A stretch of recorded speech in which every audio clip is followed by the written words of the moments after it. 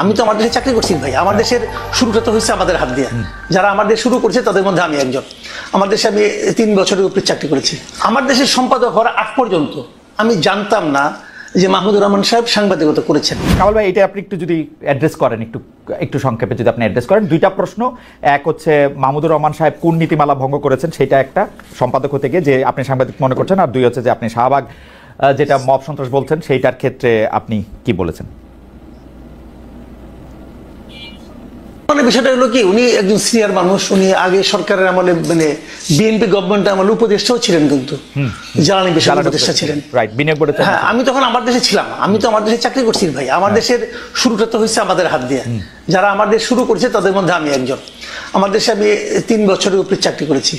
আমি চলে যাওয়ার পর এখানে জামাতের কিছু মালিকানা ঢুকলো এবং তারপর আমার দেশে মাহমুদুর রহমান সাহেব আসতেন।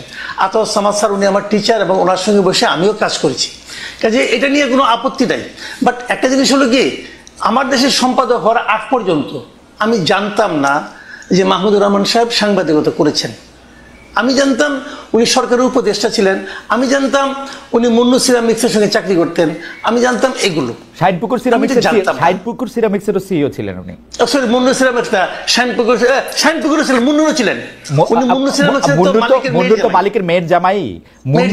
মুন্নু থেকে উনি শাহিনপুকুরে আসছেন। শাহিনপুকুর সিরামিক্সটা উনার হাত দিয়ে করা। সালমান রহমানের প্রতিষ্ঠান। জি, সালমান রহমান। হ্যাঁ, উনি সালমান রহমানের প্রতিষ্ঠানে ছিলেন, চাকরি করতেন। তো তারপরে সরকারের উপদেষ্টা হয়েছিলেন। তো এর মধ্যে উনি সাংবাদিকতা কবে করেছেন আমি জানি না ভাই, হাদি জানতে পারে। আর আতর সামাদ যার পাশে বসে করেছে, আতর সামাদের পাশে বসে আমরা কাজ করেছি। আতর সামাদের আমি ক্লাসও করেছি ভাই, বিভিন্ন রকম। যাক, সেটা অন্য হিসাব। তো হতে পারে, তারপরেও হতে পারে, মালিক হলে অনেকে হয়ে যায়। তো সেটা হতে পারে, মানতে পারে, অনেকে মানতেও পারে। বাট আমার কাছে ওনাকে আমি এইভাবেই মূল্যায়ন করি।